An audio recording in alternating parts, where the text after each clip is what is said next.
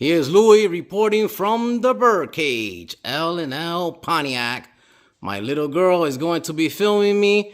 I'll break down the project to you guys and what's next here on First Generation Garage. Here you go. Okay. All right, guys. Stand at the front one over there. All right, guys. So, as you guys that have been following, this is AKA the neighbor.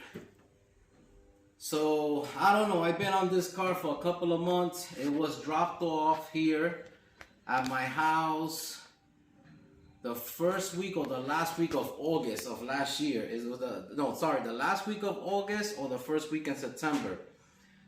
When Scott came to pick up Ladybird, he was nice enough to drop off the car, this car here.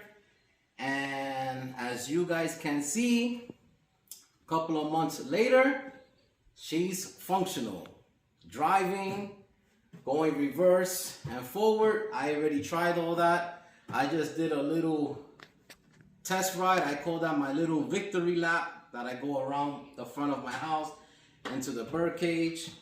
Definitely this was, they all are, you know, don't kick yourself.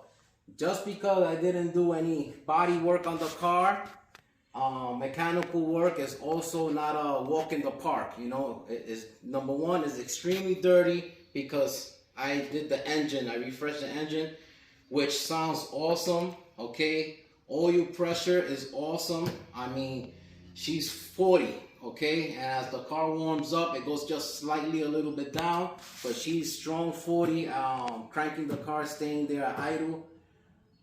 What else? Temperature, so far no issues with temperature. All the antifreeze is in the engine where it's supposed to be, not on the ground on the floor of the shop. Transmission, so far, like I said, she's shifting, she's going forward and reverse. I couldn't take out the car because the car is not insured yet and doesn't have plates, but the owner will be doing that part of it. Brakes work awesome. I want to give a special thanks to everybody that have followed me on this project, everybody that became new subscribers to my channel because they followed this project, and it made me feel really, really, really happy that a lot of guys out there are doing the engine refresh like I did to this engine. You guys out there that haven't checked it out, check it out, and you can see that I tear down this whole engine. Okay, that was my winter project I did. I was working on this engine when it was extremely cold outside. I fixed some wiring gremlins that this car had. It was not on my list to do, but I had to do it to make sure the car would turn on safe and stuff like that. And also to fix that horn. You know, to fix the horn, I had to go through a whole bunch of stuff just to make sure everything worked. This car received a disc brake conversion kit. So disc brakes at the front, drums at the back. Rosie, take a look here at the engine bay, show the people. Really nice, clean job here. He should feel real proud of presenting this car to anybody. So guys, another chapter in my life is finished. I kept my word. Mechanically sound, functioning car, A+. I just need to paint under the hood.